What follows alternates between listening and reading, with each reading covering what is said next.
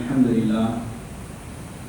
لله رب العالمين والصلاة والسلام على سيد المرسلين وعلى آله وأصحابه أجمعين أما بعد قال الله تعالى في القرآن العظيم وفي القرآن المجيد أعوذ بالله من الشيطان الرجيم بسم الله الرحمن الرحيم إن الله وملائكته يصلون على النبي يا أيها الذين آمنوا صلوا عليه وسلموا تسليما اللهم صل وسلم وبارك عليه صدق الله العلي العظيم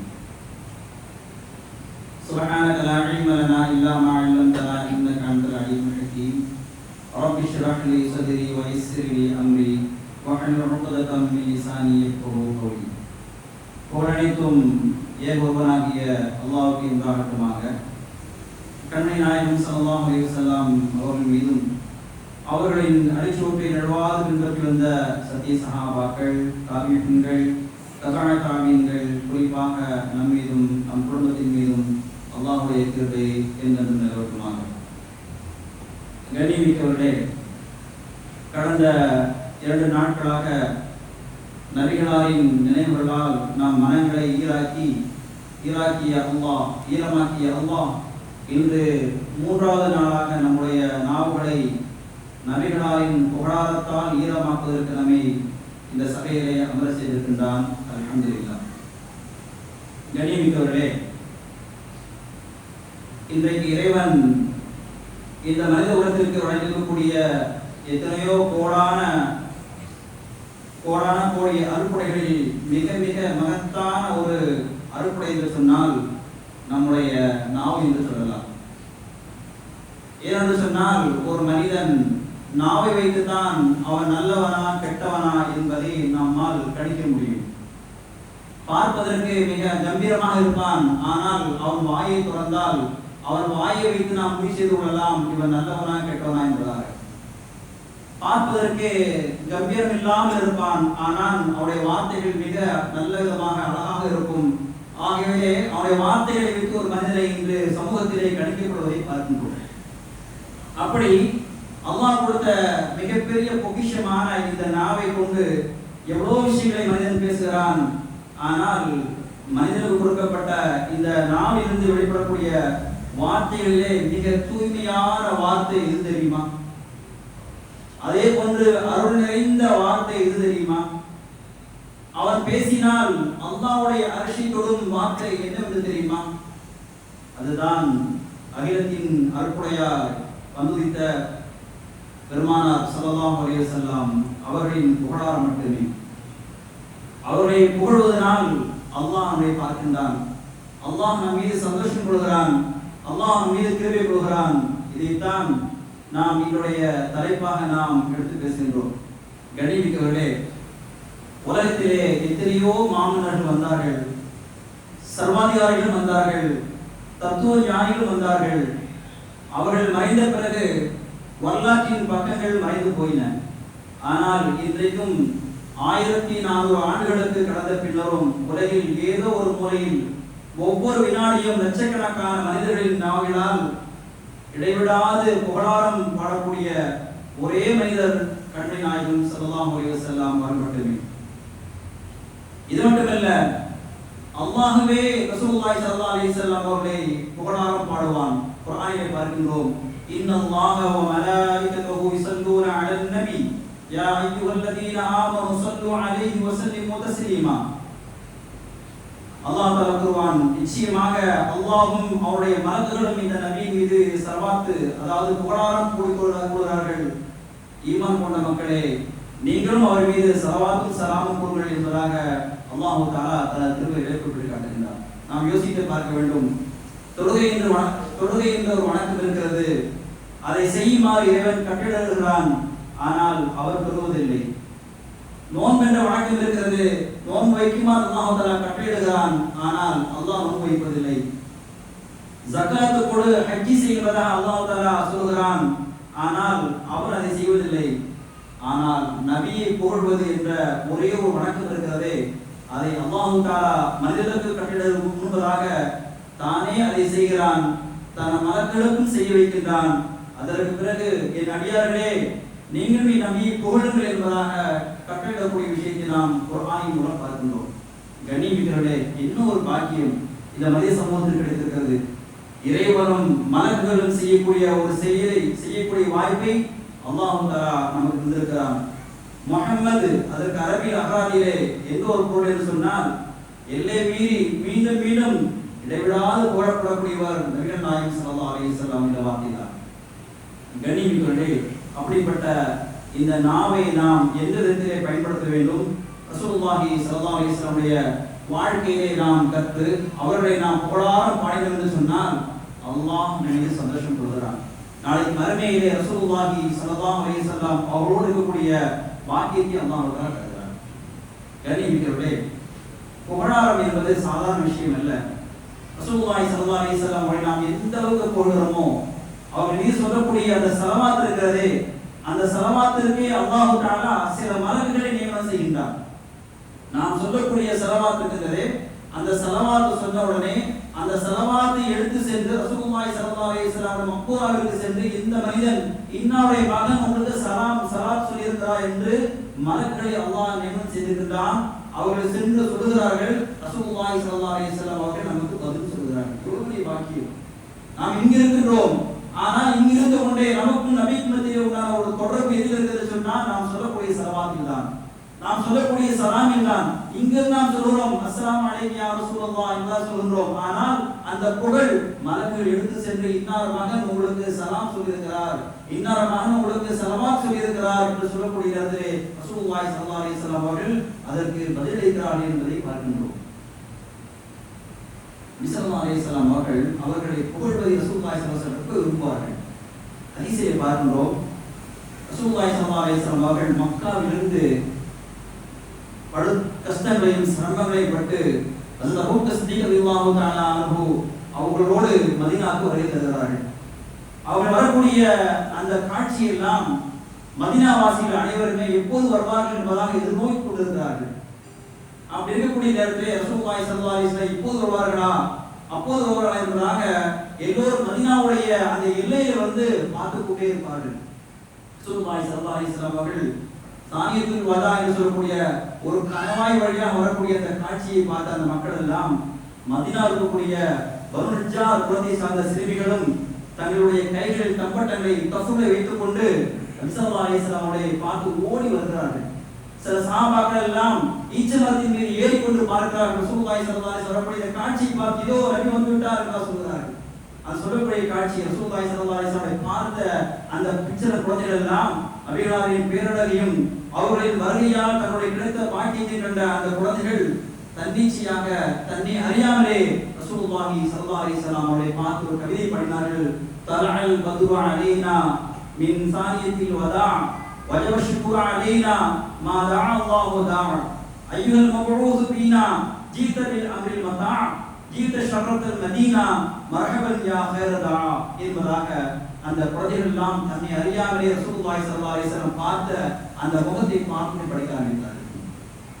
இதோ எங்கள் மீது முழுநிலவு உதித்து விட்டது, அதுவும் வதா என்ற கணவாய் வழியே வந்திருக்கிறது.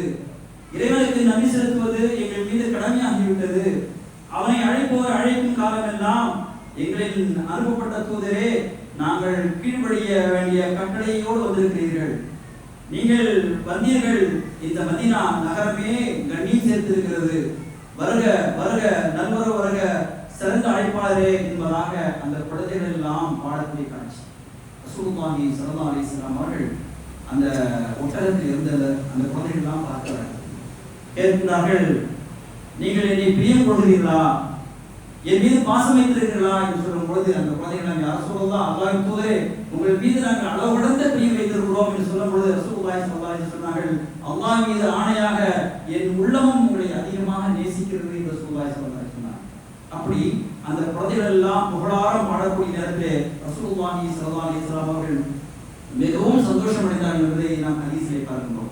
அது மட்டுமல்ல, ரசூலுல்லாஹி ஸல்லல்லாஹு அலைஹி வஸல்லம் உடைய காலத்திலே ஹஸ்ஸான் இப்னு சாபித் என்று சொல்லக்கூடிய ஒரு சஹாபி ரசூலுல்லாஹி ஸல்லல்லாஹு அலைஹி வஸல்லம் அவரோடு இருப்பார்கள். எந்த அளவுக்கு சொன்னால் ரசூலுல்லாஹி ஸல்லல்லாஹு அலைஹி வஸல்லம் அவர்களுக்கு யாராவது எதிரிகள் மூலம் கவிதையினால் தொல்லைகள் கொடுக்கப்பட்டால் அதற்கு பதிலடியாக ஹஸ்ஸான் இப்னு சாபித் ரலியல்லாஹு தஆலா அவர்கள் பதில் கவிதை படிப்பார்கள். அவர்கள் படிக்கக்கூடிய கவிதைகளை நாம் பார்க்கலாம். ரசூலுல்லாஹி ஸல்லல்லாஹு அலைஹி வஸல்லம் அவர்கள் மதீனாவிலே ஒரு மிம்பரை கொடுத்திருந்தார்கள். ஹஸ்ஸான் இப்னு சாபித் அவர்கள் கவிதை படிப்பதற்காக வேண்டி மதீனாவிலே ஒரு மிம்பரை செய்து அவர்களுக்காக வேண்டி நீங்கள் கவிதை படிக்கிறதாக ஒரு சமயம் ரசூலுல்லாஹி ஸல்லல்லாஹு அலைஹி வஸல்லம் பார்த்து படித்தார்கள், நாயகமே, உங்களை விட அழகான ஒருவரை என் கண் கண்டதில்லை, உங்களை விட அழகிய ஒருவரை எந்த தாயும் பெற்றெடுத்ததில்லை. எப்படி தெரியுமா படைக்கப்பட்டிருக்கிறீர்கள்? நீங்கள் எப்படி விரும்புகிறீர்களோ அப்படியே எந்த குறையின்றி படைக்கப்பட்டீர்கள் யா ரசூலுல்லாஹ் என்று சொல்லக்கூடிய அந்த கவிதையை பார்த்த உடனே ரசூலுல்லாஹி ஸல்லல்லாஹு அலைஹி வஸல்லம் அவர்கள் கையேந்தி துஆ செய்தார்கள், யா அல்லாஹ், ஹஸ்ஸான் இப்னு சாபித் அவர்களுக்கு நீங்கள் ஜிப்ரீல் மூலமாக நீ உதவி செய்வாயாக, அவரை பலப்படுத்துவாயாக என்று ரசூலுல்லாஹி ஸல்லல்லாஹு அலைஹி வஸல்லம் சந்தோஷத்தோடு சொன்னார்கள். இப்படி நாமும் துஆ பெற வேண்டும் என்று சொன்னார் ரசூலுல்லாஹி ஸல்லல்லாஹு அலைஹி வஸல்லம் அவரை நாமும் புகழ வேண்டும். அதிகமாக புகழ ரசூலுல்லாஹி ஸல்லல்லாஹு அலைஹி வஸல்லம் நமக்காக வேண்டி சந்தோஷம் கொள்கிறார்கள், நமக்காக வேண்டி துஆ செய்கிறார்கள் என்பதை நாம் பார்க்கின்றோம். மதீனாவிலே கஅப் இப்னு சுஹைல் என்று சொல்லக்கூடிய ஒரு சஹாபி, அவர் மக்காவிலே ரசூலுல்லாஹி ஸல்லல்லாஹு அலைஹி வஸல்லம் அவர்களையும் முஸ்லிம் சமூகத்தையும் எப்போதுமே கேவலமாக பேசக்கூடியவர், கவிதை படிக்கக்கூடியவர். எந்த விதத்தில் சொன்னால் ரசூலுல்லாஹி ஸல்லல்லாஹு அலைஹி வஸல்லம் அவர்கள் மனம் கொந்தளித்து அவரை மரண தண்டனை விதிக்க வேண்டும் என்பதாக கட்டளை விட்டார்கள். இந்த விஷயம் கஅப் இப்னு சுஹைல் அவருடைய சகோதரர் முஸைத் ரலியல்லாஹு தஆலா அவர்கள் அவருக்கு முன்பதாகவே இஸ்லாத்தை ஏற்றுக்கொண்டார்கள். அவருக்கு இந்த விஷயம் தெரிந்த உடனே கஅப் இப்னு சுஹைலை பார்த்து சொன்னார்கள், ரகசியமாக ஒரு கடிதம் எழுதுகிறார்கள், உங்களுடைய உயிருக்கு ஆபத்து இருக்கிறது. ரசூலுல்லாஹி ஸல்லல்லாஹு அலைஹி வஸல்லம் அவர்களை நீங்கள் கடினமாக கவிதைப்படுத்தியதன் காரணமாக உங்களை கொல்வதற்கு, உங்களை மரண தண்டனை கொடுப்பதற்கு சஹாபாக்கள் தயாராக இருக்கிறார்கள். ரசூலுல்லாஹி ஸல்லல்லாஹு அலைஹி வஸல்லம் உங்கள் மீது கடுமையான கோபத்தில் இருக்கிறார்கள். ஆகையினாலே நீங்கள் உடனே மன்னிப்பு கேளுங்கள், மன்னிப்பு கேட்டால் கண்டிப்பாக மன்னிப்பார்கள் என்பதாக அந்த சஹாபிக்கு அவருடைய சகோதரர் முஸைத் ரலியல்லாஹு தஆலா அன்ஹு கடிதம் எழுதுகிறார்கள். இதை கேட்ட உடனே அந்த தவாலை எடுத்துக்கொண்டு ரசூலுல்லாஹி ஸல்லல்லாஹு அலைஹி வஸல்லம் பார்ப்பதற்காக மக்காவிலிருந்து மதீனாவுக்கு ரகசியமாக பயணம் செய்கிறார்.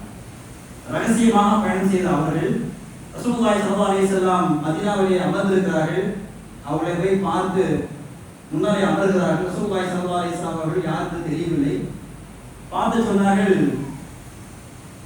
நான் உங்களிடத்தில் வந்திருக்கக்கூடிய கஅப் இப்னு சுஹைல் அப்படியாக இருந்தால் அவர் உங்களுடைய முன்னால் வந்து இப்போது தன்னுடைய தவறுக்காக வேண்டி பாவ மன்னிப்பு கேட்டால் நீங்கள் மன்னிப்பீர்களா என்று கேட்டார். ரசூலுல்லாஹி ஸல்லல்லாஹு அலைஹி வஸல்லம் சொன்னார்கள், நாம் கண்டிப்பாக நான் மன்னிக்க தயாராக இருக்கிறேன்.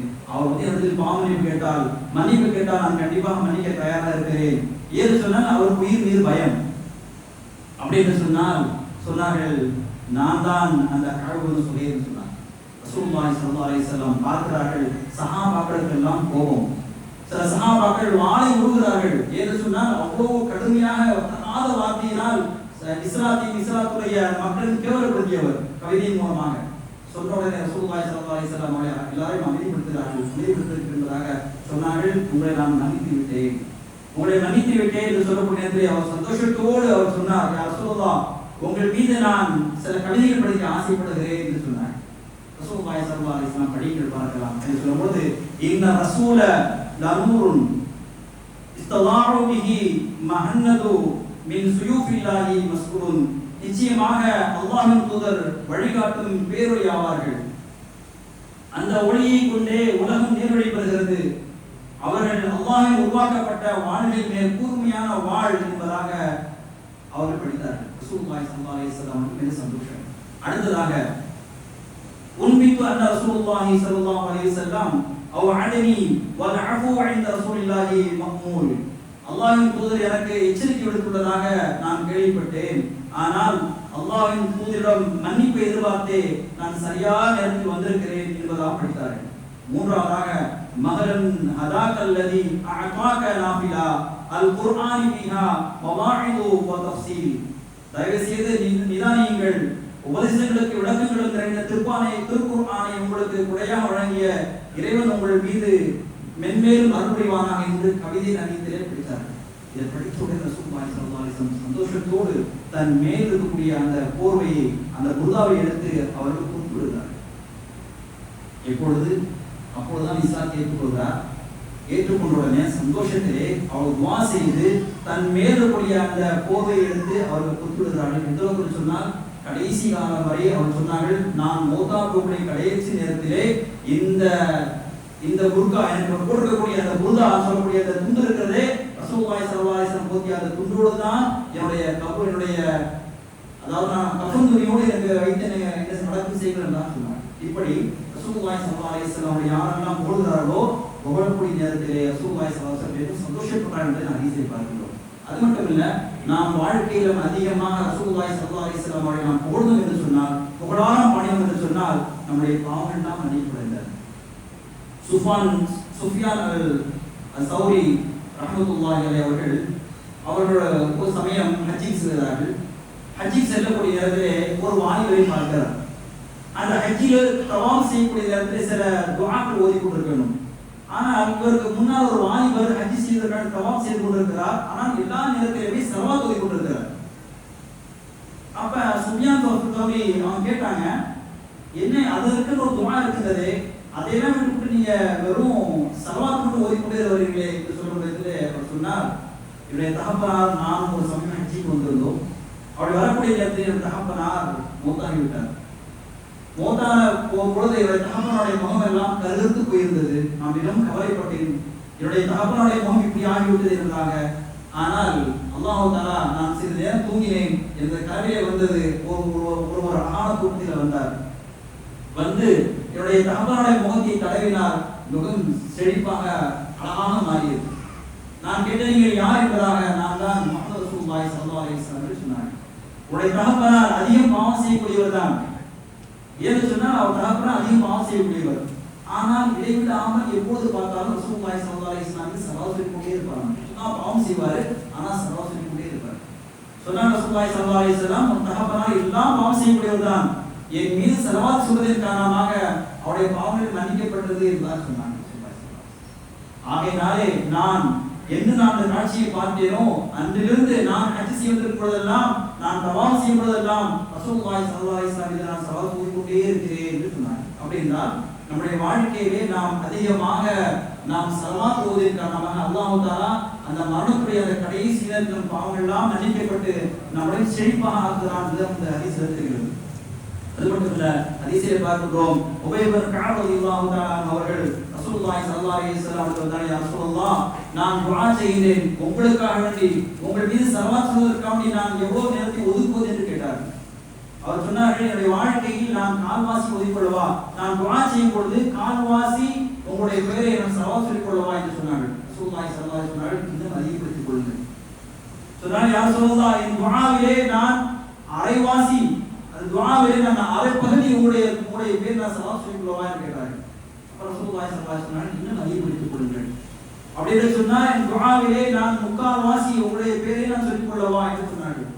ரசூலுல்லாஹி ஸல்லல்லாஹு அலைஹி வஸல்லம் இன்னும் அதிகப்படுத்திக் கொள்ளுங்கள். அப்படி என்று சொன்னால், யா ரசூலல்லாஹ், என் துஆ முழுவதும் உங்களுடைய பேரை நான் சொல்லுகிறேன் என்று சொல்லும்போது ரசூலுல்லாஹி ஸல்லல்லாஹு அலைஹி வஸல்லம், அப்படி என்று செய்தால் உங்களுடைய கவலைகள் நீக்கப்படும், உங்களுடைய பாவங்கள் மன்னிக்கப்படும் என்று ரசூலுல்லாஹி ஸல்லல்லாஹு அலைஹி வஸல்லம். கண்ணியமிக்கவர்களே, நம்முடைய வாழ்க்கையில் நாம் எவ்வளோ கவலையில் இருக்கின்றோம், எத்தனையோ சங்கடங்களில் இருக்கின்றோம், எல்லாத்தையும் மக்களிடம் பேசிக் கொண்டிருக்கிறோம். ஆனால் அருமையான மருந்தை ரசூலுல்லாஹி ஸல்லல்லாஹு அலைஹி வஸல்லம் சொல்லி காட்டினார்கள். நீங்கள் அதிகமாக ரசூலுல்லாஹி ஸல்லல்லாஹு அலைஹி வஸல்லம் அவரை புகழ்ந்து அவர் மீது நாம் ஸலவாத் சொல்வோம் என்று சொன்னால் நம்முடைய கவலைகள் எல்லாம் நீக்கப்படுகிறது, நம்முடைய பாவங்கள் எல்லாம் மன்னிக்கப்படுகிறது தான் ரசூலுல்லாஹி ஸல்லல்லாஹு அலைஹி வஸல்லம் இந்த ஹதீஸை நாம் பார்க்கிறோம். இப்படி நம்முடைய வாழ்க்கையில் அதிகமான பாவங்கள் மன்னிக்கப்படுவதும் ஸலவாத் ஒரு காரணமாக இருக்கிறது. இமாம் ஷாஃபி ரஹ்மத்துல்லாஹி அவருடைய மரணத்திற்கு பின்னதாக அவருடைய கனவுகள் ஒருத்தர் கேட்டார், உங்களுடைய நிர்ணயம் என்ன என்று சொல்லும் பொழுது அவர் சொன்னார்கள், அல்லாஹ்வுடைய கிருபையினாலே நான் கபரிலே நான் நல்லதமாக இருக்கின்றேன், ஜன்னாவுடைய அந்த சொர்க்கத்துடைய அந்த காற்றை நான் சுவாசிக்கக்கூடிய பாக்கியத்தை அல்லாஹ் தந்திருக்கிறான்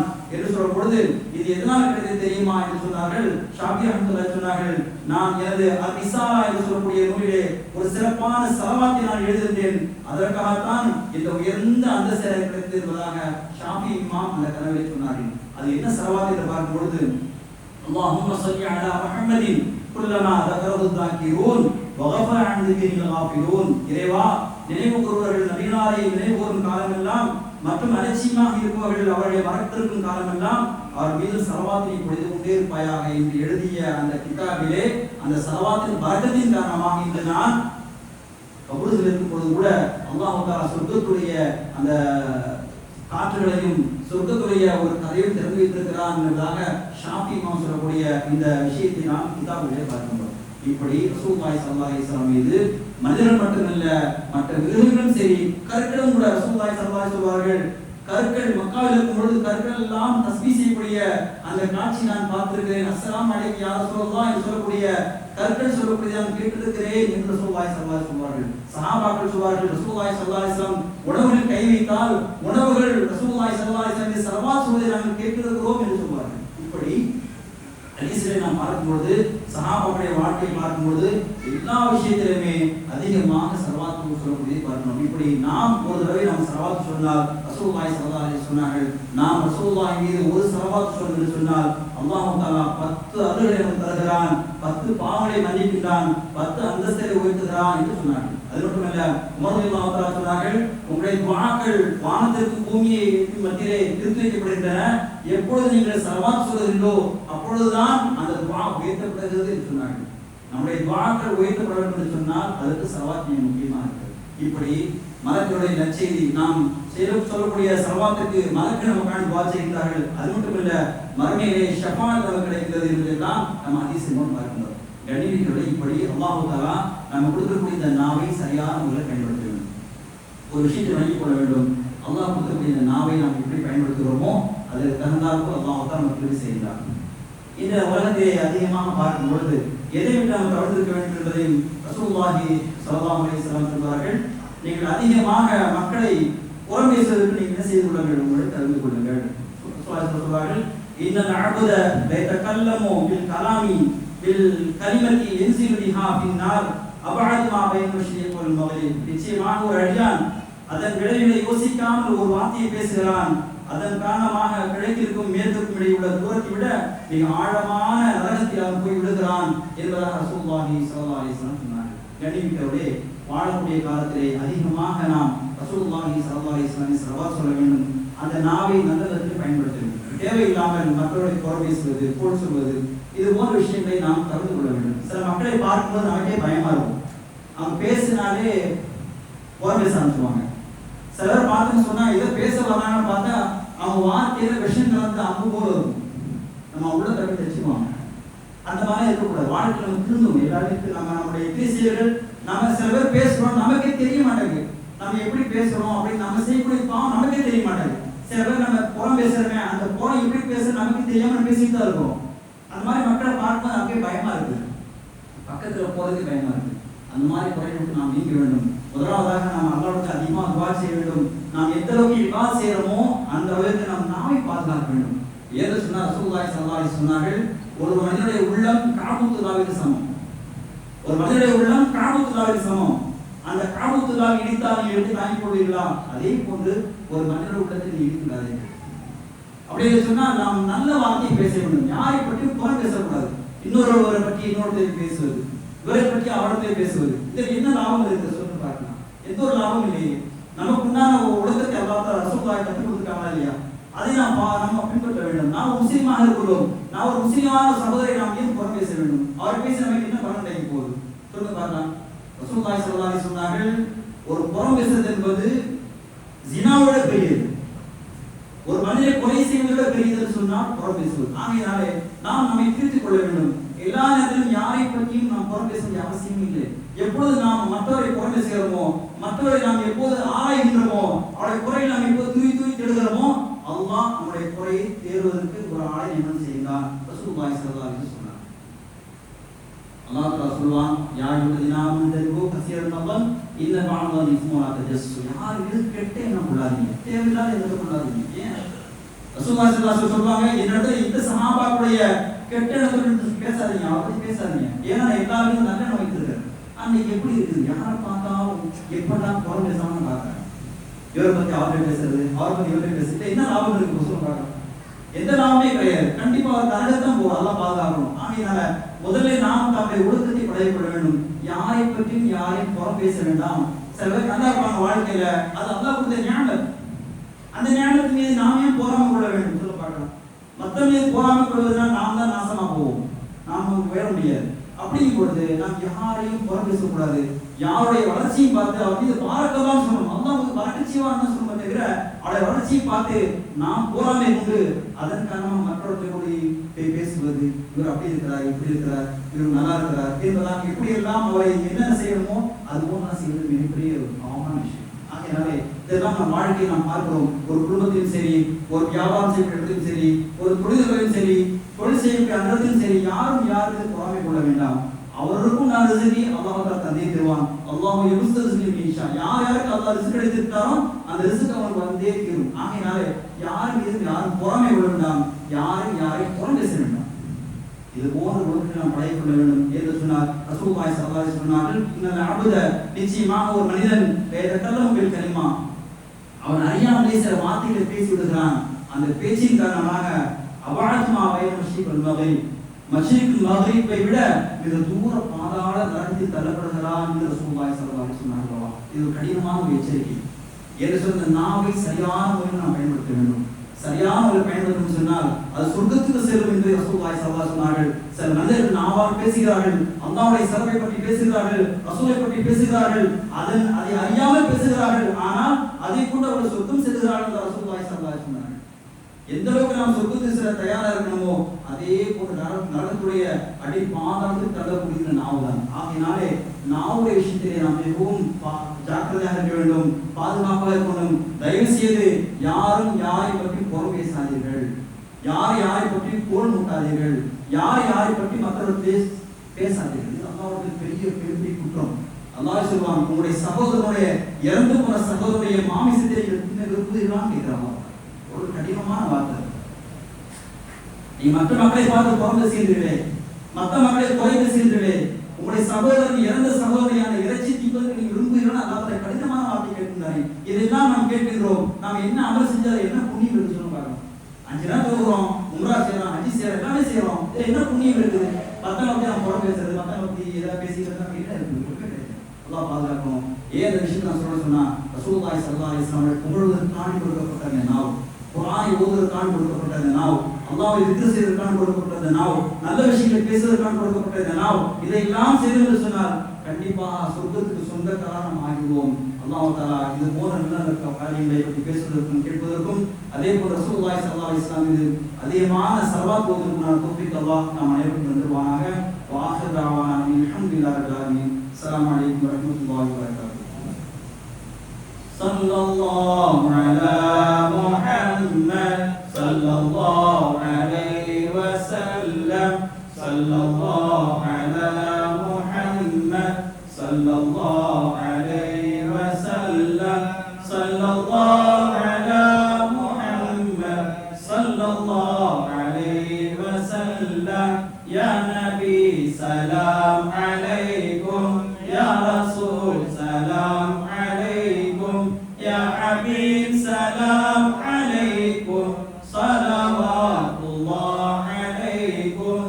அஷ்ரகல் பத்ரு அலைனா ஃபக்தபா மின்ஹுல் புதூர் மித்ல ஹுஸ்னிக மா ரஅய்னா வத்து யா வஜ்ஹ சுரூரி أنت شمس أنت بدر أنت نور فوق نوري أنت يسير وقالي أنت مصباح الصدور. يا حبيبي يا محمد يا عروس الخافقين يا معيد يا ممجد يا إمام القبلتين. من رأى وجهك يسعد يا كريم الوالدين.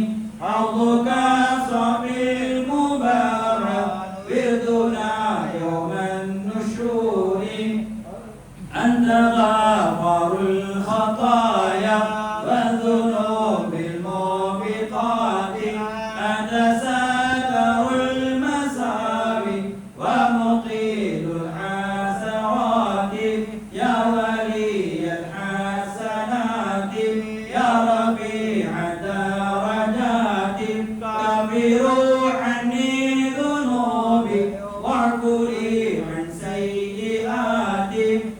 لمسر وأخفى مستجيب الدعوات رب ارحمنا جميعا بجميع الصالحات لا إله